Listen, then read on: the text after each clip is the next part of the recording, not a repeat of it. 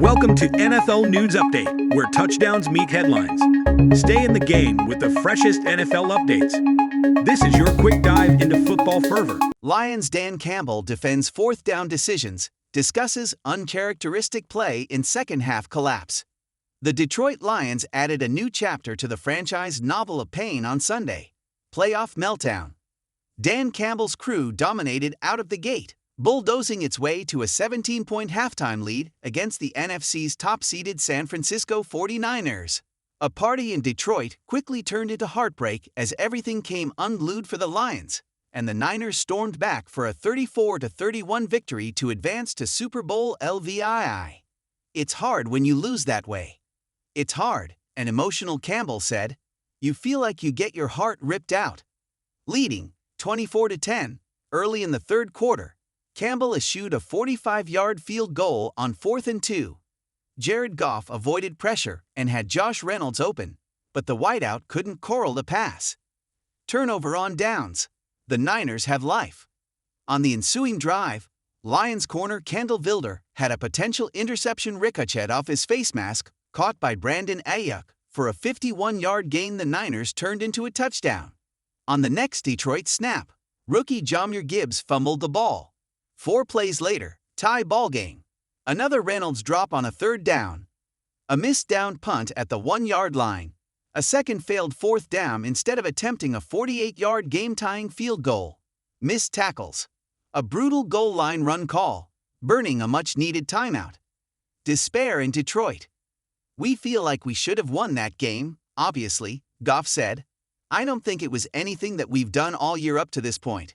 Not doing what we want on offense in the second half, ultimately lose the game for a variety of reasons. You'd tip your cap to San Francisco. They played well in the second half. Teams leading by 17-plus points at halftime in conference championship games were 21-0. The Lions added a 1 to the loss column. It marked the third-largest comeback in a conference championship game in NFL history and the largest for an NFC team, per NFL research. It's been very uncharacteristic of us, Campbell said. We've always been able to get our momentum back. It's hard to say, honestly, right now. I can't put my finger on that. That's not like us. We had plays to be made that we just didn't make. We normally do. Detroit built its big halftime lead by bullying the 49ers on offense, gobbling up 148 rushing yards and 3 ground scores. The Lions' elite offensive line dominated, pushing the line of scrimmage 3 to 5 yards into the Niners' defense. A malign defense got off the field and generated an interception with pressure. Then it all fell apart in a third quarter that felt like the past 30 years of pain for Lions fans wrapped into 15 minutes. What are my emotions? It sucks, Goff said of the loss. Pretty devastated. There's a state of shock a little bit. I just again am proud to be a part of this team, and it's hard to juggle those two emotions of being proud of what we've done this year and dealing with the heartache of the loss. Much will be made in the coming days of Campbell's decisions to go for it on 4th down instead of taking the points. But the Lions made it this far with an aggressive coach. He didn't change his stripes. I just felt really good about us converting and getting our momentum, and not letting them play long ball, Campbell said. It's easy hindsight, I get it.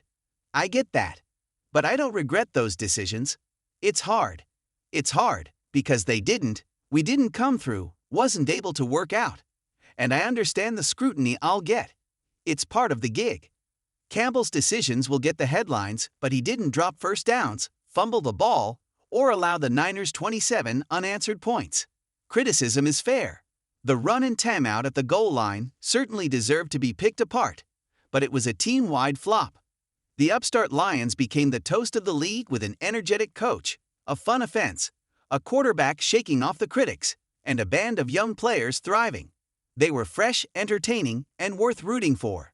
30 minutes of poor football doesn't change those things, but it sure stings. Just came up short. I struggle finding the words to totally encapsulate how or why, Goff said. I do know I'm proud of this team. Proud of these guys and proud to be a part of it. No quarter, half, play defines any of us. Unfortunately, they were better than us today. The 2023 campaign goes down as one in which Detroit dashed much of its misery. earning its first-ever NFC North Division title, winning its first playoff game in 32 years, and winning 2 postseason games for the first time since 1957. For a half of football, it looked like the Lions would finally see the greatest stage in the NFL. Alas, a first Super Bowl appearance remains elusive. The future is promised to no one, with the yearly offseason changes ahead, including Detroit possibly losing dynamic offensive coordinator Ben Johnson to a head coaching gig. To be on the doorstep of the Super Bowl and watching it slip through your fingers is gut-wrenching for the Lions and their fans, who have been through the ringer for 60 years. "I told those guys this may have been our only shot," Campbell said. "Do I think that? No. Do I believe that? No. However, I know how hard it is to get here. I'm well aware. And it'll be twice as hard to get back to this point next year than it was this year. That's the reality.